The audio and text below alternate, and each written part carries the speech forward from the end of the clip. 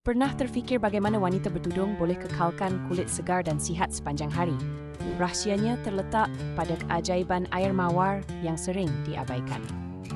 Air mawar bukan sahaja berfungsi sebagai pewangi semula jadi, malah kaya dengan antioksidan yang membantu melindungi kulit daripada kerosakan akibat radikal bebas serta bersifat menenangkan.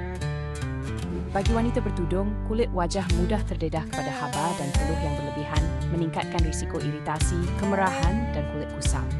Dengan penggunaan air mawar secara konsisten dalam rutin penjagaan kulit, ia membantu menyeimbangkan pH kulit, mengawal pengeluaran minyak berlebihan, serta mengecilkan liang pori yang terbuka.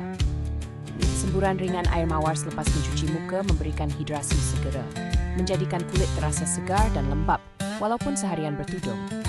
Selain itu, air mawar juga berperanan mengurangkan kemerahan dan menenangkan kulit sensitif, sekaligus mengurangkan rasa tidak selesa.